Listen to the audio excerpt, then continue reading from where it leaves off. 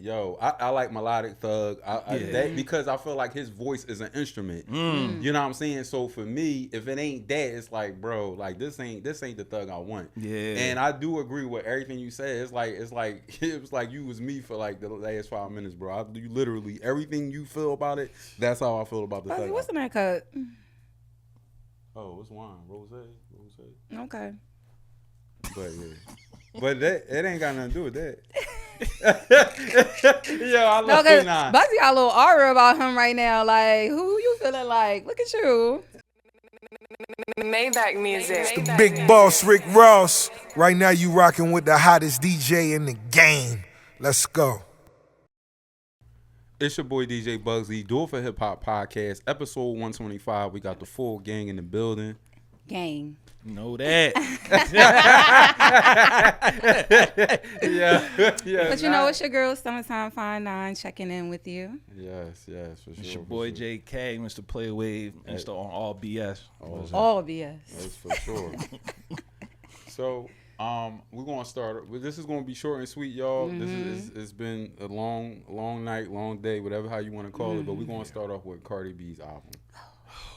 Go ahead. I'm gonna let Our group chat was on fire this week. Yeah. Just like how the news media was on fire. Right. I kept on opening my thing like, oh. Yeah. Me and Bugsy. Bugsy better stop playing with me. Bugsy better stop playing with me, okay? It is Team Barbs, all right? The 9 with the switch, I knew it was going to come to that. I knew it. I had to be the moderator in our podcast. He did. In the group chat. Let me tell you, it was getting heated that Bugsy, joint. I ain't gonna hold you. At me, I'm like, listen, I get hyped about this hip hop shit. This is my life. So when I talk about it, I get super lit. Yeah. And so now I took it offense. I had to let Nine know I do it to JK too. Yeah. So it's no special treatment going on. Everybody kept I heard, and she ain't know, but I heard the clip in the ladder when she was about to go. I heard it. No, because our group chat really be funny as hell. It really do. It really do. But let's get back on topic, all right? So Cardi has dropped her debut album. And what would you say the reaction has been as far as, like, the new album? So I've heard a lot of the media, mainstream media, has been giving it like it's the best album of the year and this, that, and the third. I think otherwise. But what have you heard about it? Or do you want me to say my part about it? No, say your part about it. You go first, bro. This is the thing. Her debut, it's a sophomore album. This is a sophomore album. But I had to compare it to the first album. The first album to me, 13 tracks, it showed Cardi B to really be an artist, and they had undeniable hits on there. The problem with this album is it took too long to come out. And the problem, and me knowing as an artist, when it comes to your album, when it takes so long to come out, the direction of an album can change so much. And a lot of things happen in a 7-year time frame where even though if she may have recorded like 300 songs, those songs probably didn't work in 2017. They're not going to work in 2025. So I felt like a 21-track album, if you're not going to put it together and have some type of direction, it didn't work for me. So that's why I felt like it was kind of repetitive. And it's hard for me to try to listen to a 21-track album when it's not form-fitted like the first album where it was undeniable hits on there. So I just feel like they kind of missed the ball with that. I understand this is probably more for her fans more than, outside fans. Like, man, shut up. Here, take it. Yes, that's how I kind of felt because I'm like 21 tracks and I'm like a lot of repetitive bars and shit like that. It just didn't work for me. So I think that's why they missed the bar when it comes to her first album. That's why I had to compare both. Okay, that's fair. What about you now? Okay, so what do I really honestly think? I actually think it was a good album. It was a good album. I'm surprised. Yes, I can, because I'm not a hating ass bitch. Okay. Oh shoot. No, you good. We can curse. Yes. Hey, go ahead. But the album was very good. But I do agree with you as far as like the quality of it. I feel like I can tell when certain songs were recorded, like what year or whatever have you. I could tell that the direction that they were trying to go in with that song was what was hot during that time. So now it just got plugged into the album. But if you can listen, you can listen. But other than that, I do feel it was a good album. I will give her 10s for that because, like you said, after years and years and years of waiting, you better have given me something that I can bop to when I'm out. Yeah. Okay. Cardi, Bella Khalees. Yo, watch it. Yo, nah, crazy. What? But I will give you your 10s for that. Not 10. I'll give you a nice little 7.2 on the album. I'll give you a solid 7.2 on the album. But again, everything else around the album could have been better, like the rollout and the direction of everything, because I'm confused. You're with Ravens 1 minute, then you're in Nicki Minaj's Pink Clouds. Like, I just don't understand how that happened, but whatever. Congratulations. Oh, you talking about the promo for the concert? Yeah. The Pink Clouds? Nah, I'm be on it. If it's any type of Nicki shade or Nicki copycat, I just nah, don't get it. I just don't get it sometimes, but congratulations, my mom. So let me give my synopsis. So I feel like the album is good.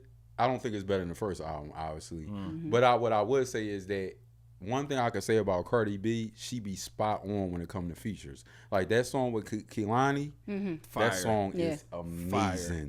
The video is amazing. Yeah. The song with Selena Gomez is amazing. Like, I like that one too. I feel like for her, and I don't know if it's us or how we try to implement the Latino culture in hip hop. I feel like she gravitates to that part of the culture as she should. But I do think that she does have fans that are black as well. Oh, yeah. But I think that a lot of her fans are Latino.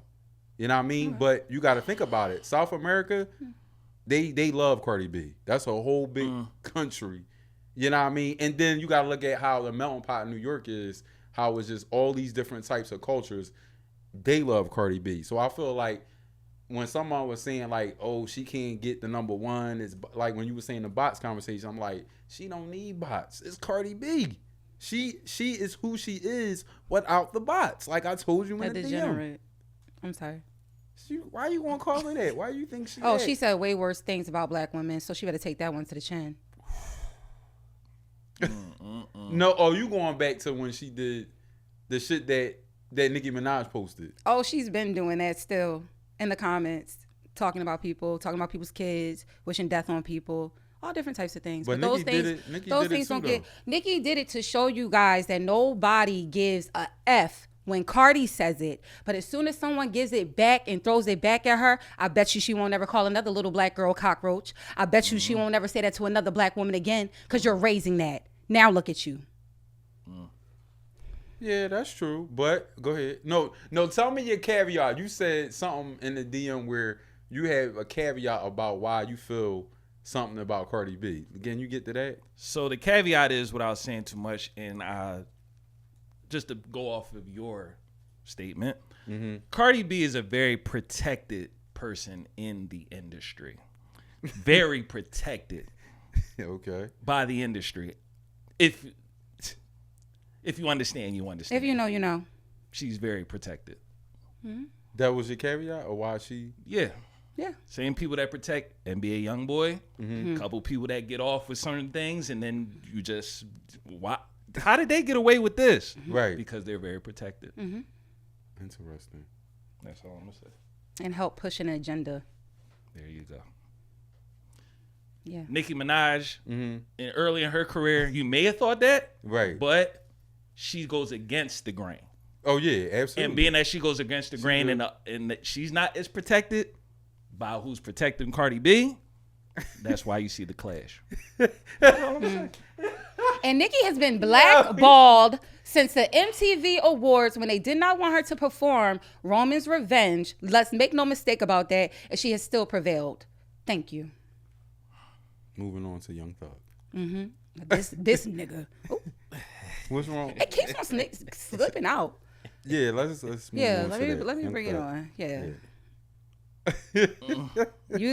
I don't even know how to pronounce this album. I'm going to be complete. Is You Scuddy? Why you Scuddy, sir? And then the album art.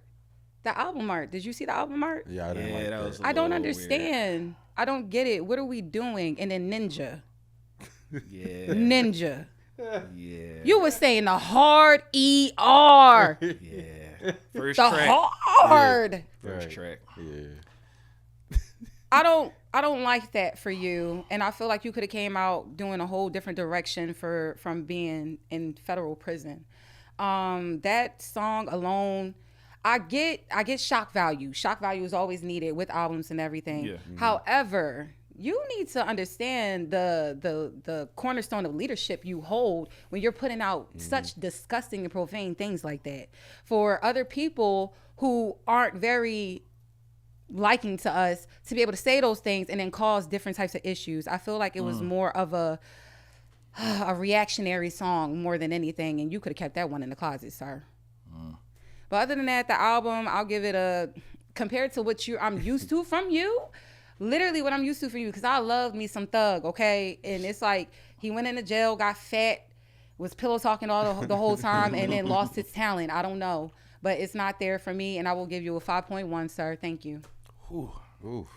So for me, I'm not a Young Thug fan. I liked him when he first came out. I liked the, what was it? Two bitches. That Thug when he first came out.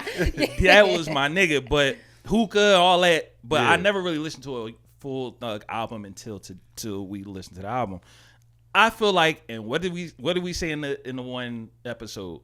I felt like he needed to do a gospel album. Thank you, Jesus. What's the other one? Something God. He was on his apologetic. I don't know. I don't want to say too much because I'm going to probably go to jail if I say slat and all that. What I said, he going to make a PG album. He probably going to apologize about some things and slick talk, say some shit about Gunna. But other than that, that's why I was kind of feeling like same thing again. The direction of the album. Gospel, this. Now, I do say, and I applaud him for this, making the song with YF and Lucci. Because that really was big for Atlanta. Very big. That was a lot of depth behind that. It was, so I give him all of that. And I wish that Rich Homie Quan was still alive and they could piece it up. Yes. And that would have been more fire music for that too. But you know, made me say, I forgot about that. Yeah. So the album was okay. The only thing I didn't like, there wasn't a lot of melodic Thug. I like the melodic Thug. Like that was what makes him like so Future and why so many people kind of copy his style, in my opinion. So I missed that. But one thing I'm also say, him and Mariah Scientist, did they have a joint album ever? No. They need to. Dreams Rarely Come True is my favorite song on that joint.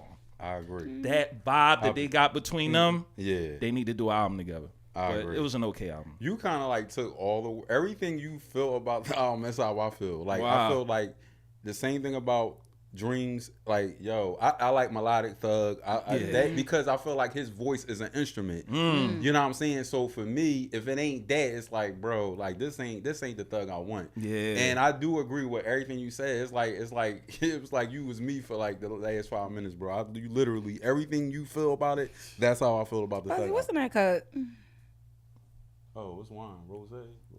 Okay. But it ain't got nothing to do with that. I love Bugsy got a little aura about him right now. Like, who you feeling like? Look at you. You lean back in your chair. 9 is crazy. But yeah, that's how I feel about it on some real shit, man. But now I want to jump to this real quick because we about to bring our next guest up. Do y'all feel like the podcast game and the streaming game is like? Do you feel like that's the new rap game, basically? Yeah. That was the last topic. Yeah. You do? Yeah. All right, give me your thoughts on that. It shows because who just made a podcast just now? Fab, Mano, and Jim Jones. Yup. Rap money is. Oh yeah. I forgot he on that too. Artist to artist. Artist one, yeah. Like a lot of them are jumping into that game. Yeah. I love that podcast. Yeah. But go ahead. I need to watch it. You do. I know he had a joint with Wallow just came out. Yeah. But you need to watch the one where it was all 4 of them. That episode to me is a top 5 episode of the year, in my opinion. Because they really get like into what's going on. Like they really like share like their family, what's going on with their sons, like really real men talk. Real in depth. Yes. They need that. But rap money is slowing up. Absolutely. the music. I feel like if you're not like a Drake or a Kendrick or a J. Cole, the money for music is like damn near. It's like the stock is going down. Yes. Yeah. There's no value in it anymore. When you have the streaming numbers and everything like that, and it's way less than a penny. Yeah. There's no value in the music, so shows is going to slow up. Yep. Everything is going to slow up. So, and now they're looking for new avenues, which brings back to the whole podcasting game. Yes, we all and now I want to give Casanat a shout out. Yeah. This young brother, 23 years old, he had everybody and their mom on his show. Yeah. From LeBron James to Mariah Carey to Alicia Keys and her kids. I want to salute that brother. To me, what he's doing right now is the future of what media looks like, in my opinion. Salute to him. Now, I like I Show Speed too. Oh yeah, shout out to Speed Fire. He was just in Philly not too long ago. He did the whole every state. He went to every state. I like Speed. He killed that. Shout out to Speed. But how you feel about it? Do you feel the same way? Absolutely. Okay. Yeah.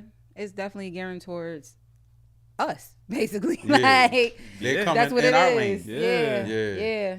And you see a lot of people doing it now. Yeah. People, but everybody can't do what we do. Absolutely. Yeah. Everybody can't do what Nan do. Because when Nan hit you with the switch, or when Nan come on the camera and she pull up like Rick James, it's like over. It's over. Couch. But yeah.